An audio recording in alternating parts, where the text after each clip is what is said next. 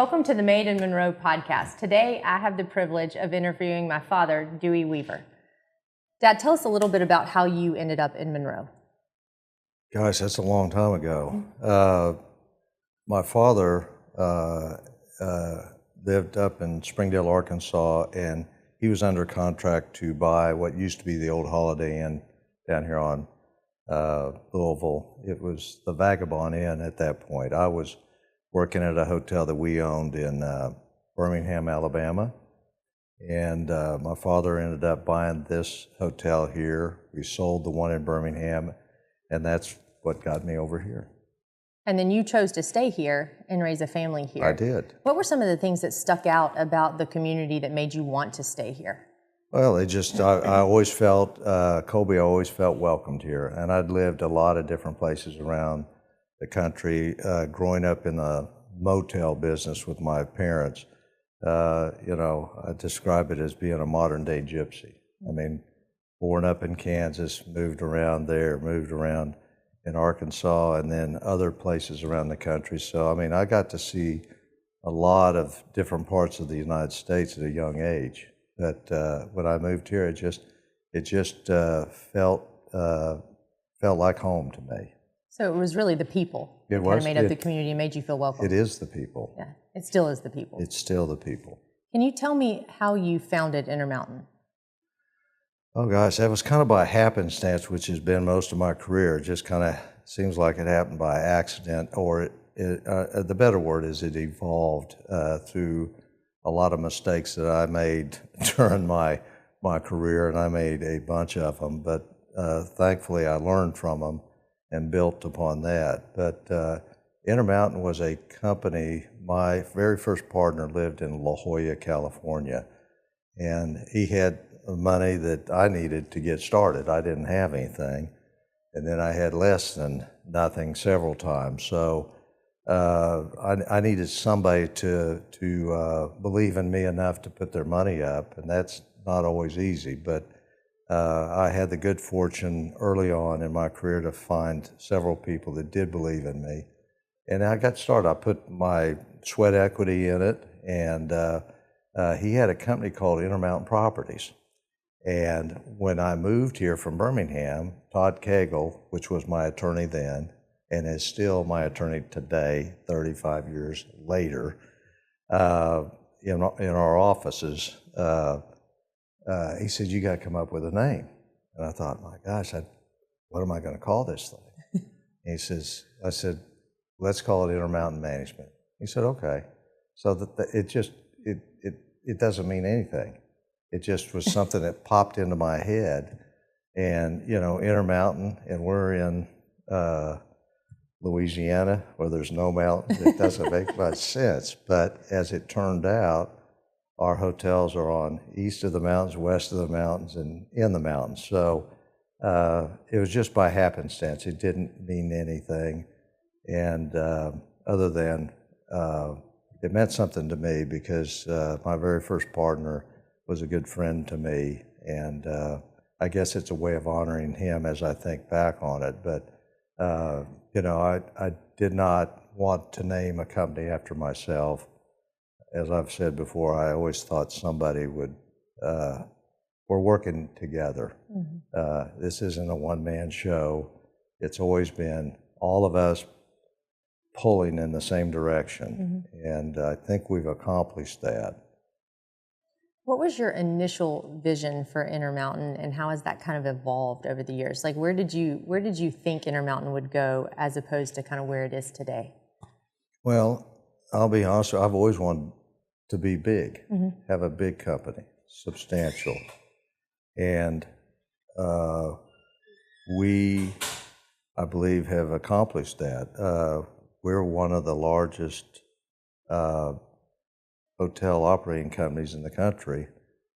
We've won many awards from Marriott, Hilton, and Hyatt. We just finished helping design a new brand called Hyatt Studios. We've sat on their boards, Marriott, Hyatt, over the years. Now you kids are sitting on those boards. But we have been working closely with all of those brands quietly And we do a lot of things that nobody's even heard of that we're doing, which is the way I like it. But if you look around, and then we bought a company years ago that from Goldman Sachs, and we were managing 220 hotels. And that's when you were still in school in Los Angeles. And, you know, I learned that that was about as close to a publicly traded company as I ever want to get to, so I sold it. And then I refocused my efforts on building this company. So, you know, what makes us a little different is, and when you look back, we decided to take care of our employees at an early period. You know, for 28, 29 years now, we've been paying 100% health care, Blue Cross Blue Shield, for our full-time employees, 30 hours and more. That's a key thing for us. We take care of our folks. They're taking care of us, we take care of them. I've got employees, in fact, last night I had dinner with one from Kansas City that's been with me, I think, 37 years. You know, this new office that we built not too many years ago to help with our continued growth. If you look around here, we've got a lot of 20 and 30-year-old young people that I call kids. And we designed this with them in mind, how they work differently than I did. You know, we've got outdoor spaces they can go out and work, and open spaces. And that was really created as I make my transition over to my children, being you and Graham, and primarily that you will be in a position for the next level, and you're headed there now. I mean, we've got 101 hotels open. We're going to add 3 more this year. I probably got 15 to 20 new developments that I'm doing myself. So as I say that I'm slowing down, I'm not. Doesn't feel like I'm slowing down, but the day-to-day operations, I am slowing down a little bit, but I will, as long as I have my marbles, I'm still going to be coming here and terrorizing everybody. But I'm still going to be developing as time moves on, as I can. Yeah, I don't think you'll ever retire. Well, I don't want to retire, No. but the reality is that you need to be prepared for that, and that's what I'm doing right now as we speak. I've made a commitment at 75, and I'm 69 now. That's my hard stop. You guys are going to be ready one way or the other, and then I'm going to be doing some things that I want to do, and that's develop and things like that. But I want to be in a position that I can see that you guys can take this and run with it, and be prepared, and to put your head in the closet and pretend like that's never going to happen. That's not reality. And I feel good, but I want to make sure that, you know, times are different. You kids do things different. It's not bad. It's just different, but it's different from the way I'm used to. Do you want to do it the way we do it? No, and I'm okay with it. Right. But I don't want to learn all that stuff over again. I can still go out and tell you what a good piece of dirt is real quick and tell you if I want to do it. But you know, this is a much more difficult business than it was when I started. I mean, I could go to a busy intersection and you know, the cars, you know, they just fill you up. You can't do that anymore. There's a lot of data, a lot of research. We've got financial analysts. I mean, this company is way different than the one I started years ago. Right. It has to be successful.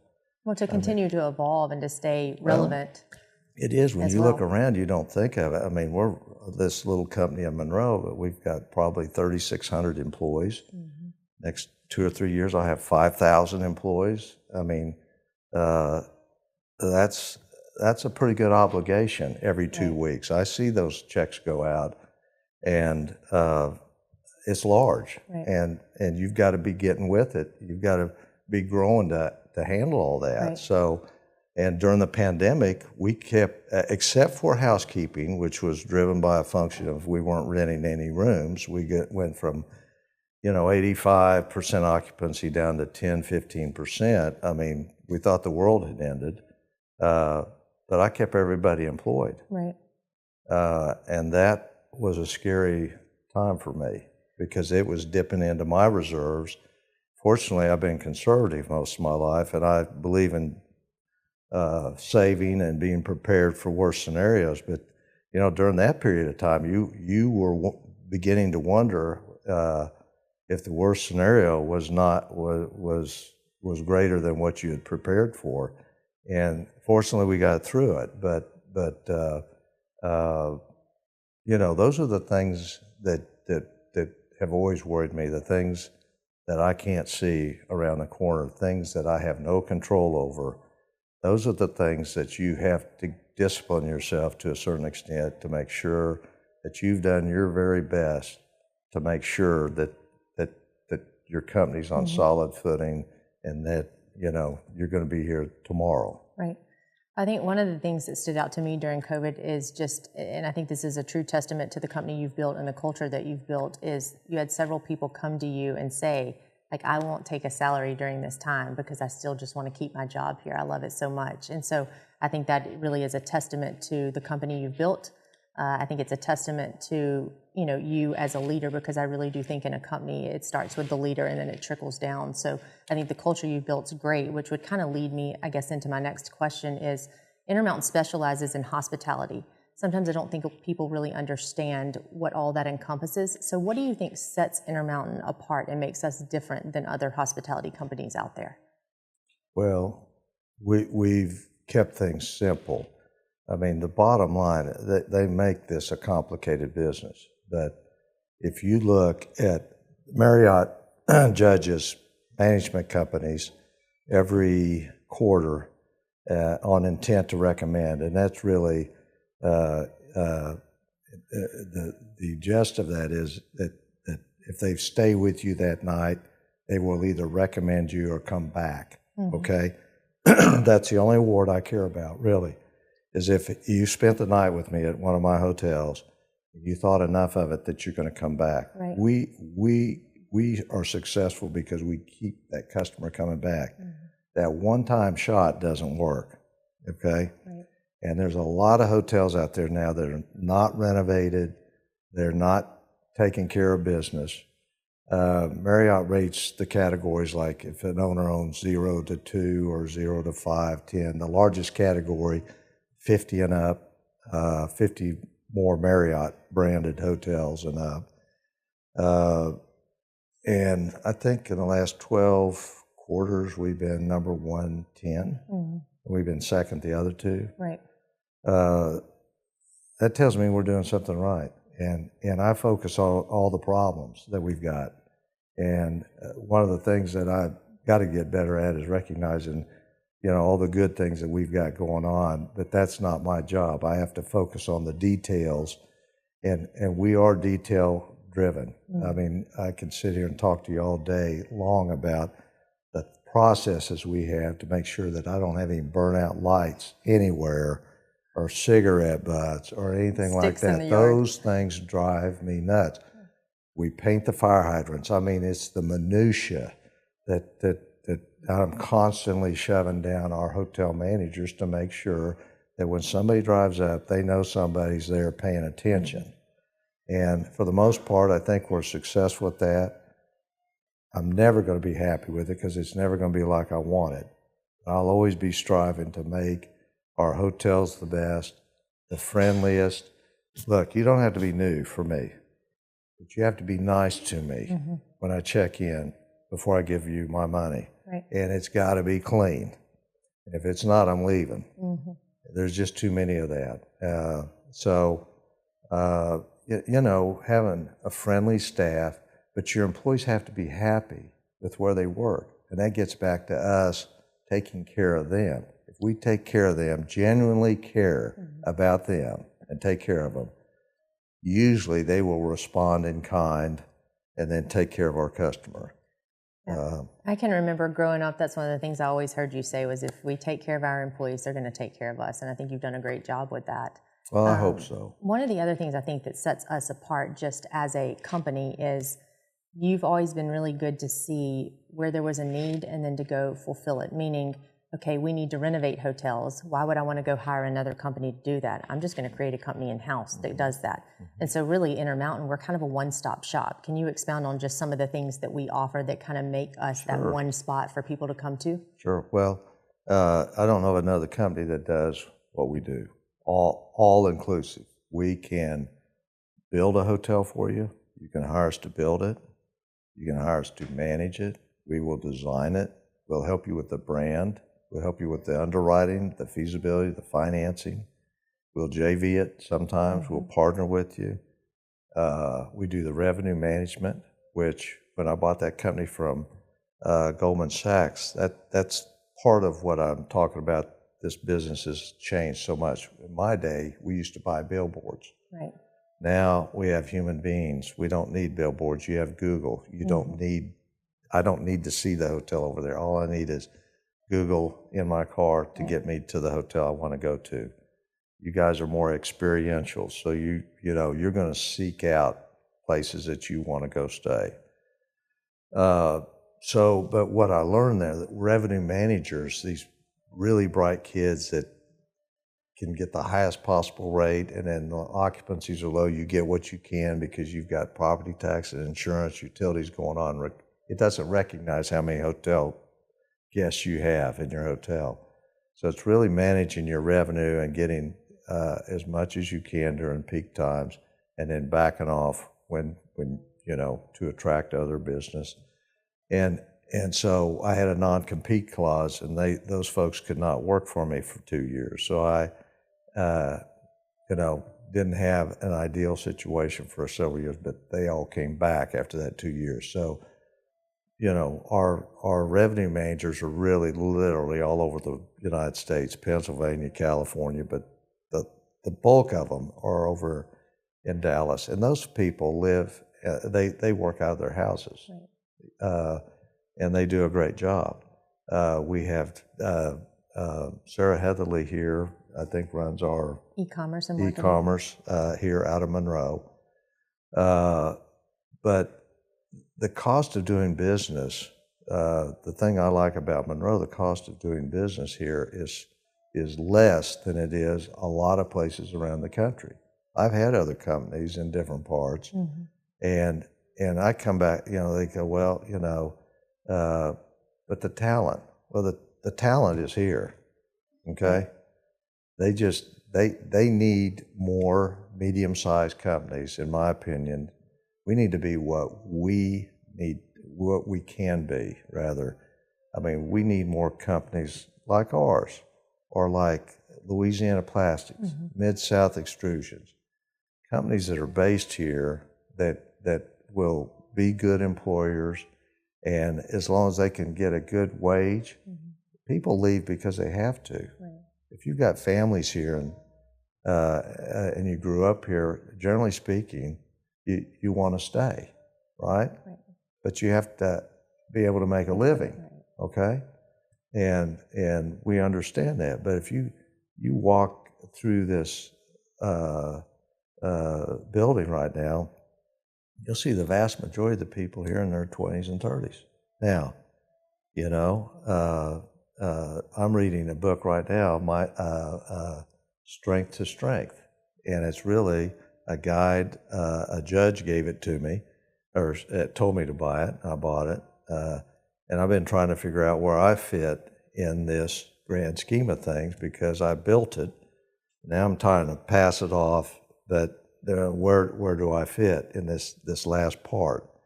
And it's been enlightening to me, because this guy, he was hired by Google, and he said he asked this young audience, do you have any older people here at this company? And the young man looked at him, he said, you mean someone over 30? And he said, so he said, companies need both. Right. My part to give you all will be the experience and wisdom, and I think that's a strong word for me, wisdom, but I can give you the experience of knowing what not to do. That never does change. But this is a great place to build a company. There's plenty of young people out here that want to be here. They need the opportunities. And that's what our responsibility is, to keep on creating these opportunities as this company goes forward. And that's my desire. I mean, I've had many opportunities to sell this thing over the years. Right. Not interested. Yeah. Not interested. As long as you kids are interested, we're not going anywhere. Right. So. Well, given your success, Intermountain really could be anywhere in the country. You could have left and you could be anywhere. So you've already highlighted some of the reasons. Are there any other reasons as to why you've chosen to stay here and to keep the company here in Monroe? Yeah, that's a real easy one. I just mentioned to you all a minute ago. I mean, when I'm out in Los Angeles, it takes me 2 hours to go 5 miles. I can't wait to get back here. I mean, it's like, if I tell the story all the time, it takes me more than 5 minutes to go to church, go to the bank, go to the grocery store, go to work, go play golf. We're moving. I'm not living like that. Right. The quality of life here, there's no perfect place. Right. Period. But we're centrally located. We've got plenty of resources. We've got an interstate system. We have an airport. Do you wish you had more flights in and out? Sure you do. Nothing's perfect. Right. But this has been home to me, and it will remain my home. And I think there's a lot of opportunity here. It's going to take some young people that are willing to start a company, knowing that you've got a good employee base here. If you'll just, be fair with them, take care of them, and you've got a good idea, you can grow anywhere in the United States. Look, we grew up in Northwest Arkansas, moved from Kansas down there. There were 11 Walmart stores. Tyson Foods was a small poultry company, and J.B. Hunt was hauling rice hulls out of Stuttgart, Arkansas, and they built 3 of the biggest companies in the world without an interstate and without a very good airport. So it can be done anywhere. It takes good leadership and a few people that have a good idea that are willing to stick their necks out and try something new. We've got all the ingredients you need right here in Monroe, Louisiana. Right. Lastly, maybe I got one more question. All right. Why would you tell young people, or not even young people, just anyone in general, what is the benefit to staying in Monroe? Whether it be planning a business here, raising your family here, just staying in this community. Quality of life. Right.